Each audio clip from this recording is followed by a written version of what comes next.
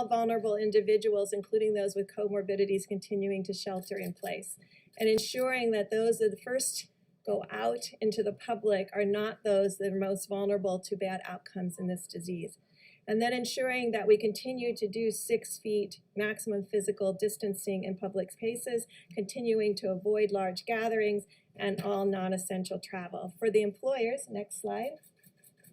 Again, if a vulnerable population needs to return to work and cannot be teleworking, there should be special accommodations for all vulnerable populations, as well as options for teleworking. We believe every employee should encourage work return in phases from 20% or 25% to 40% to 50%. And again, minimize all non-essential travel. Phase 1 continued. Next slide. If the schools are already closed, they should remain closed. All visits to senior living facilities and hospitals should continue to be prohibited. Large venues, including sit-down dining, can only be operated under strict physical distancing protocols and maintaining those 6 feet. Gyms could open if they, again, could adhere to strict physical distancing, and elective surgeries can resume on an outpatient basis. Phase 2. Next slide. Next slide.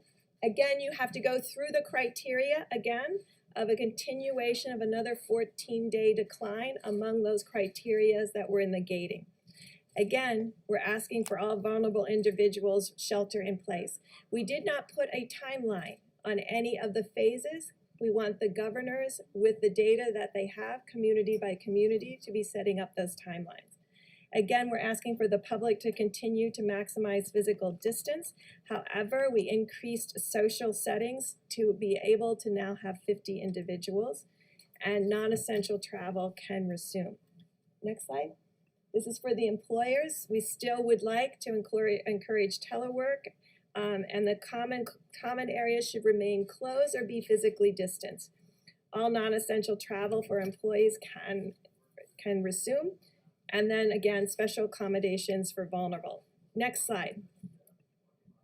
This should be a relief to many of households that have small children. Schools, daycares, and camps can reopen in phase 2. Visits to senior living facilities, however, should remain in hospitals prohibited.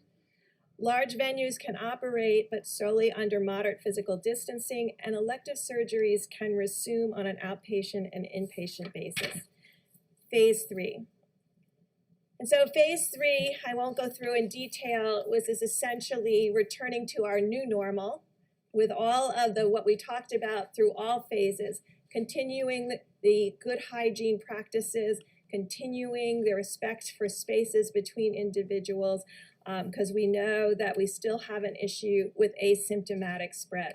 I do believe with this plan that we're both confronting the issue of finding symptomatic individuals through our networks with early alert, as well as those who come and present to different hospitals and emergency room with testing and contact tracing, but critically have put in place what we believe is a safety net through asymptomatic sentinel surveillance that is centered around our most vulnerable groups between nursing homes and our Native American people and indigenous populations, and our inner city groups that we know may be in multi-generational households and of unique risk. I'll stop there, Mr. President.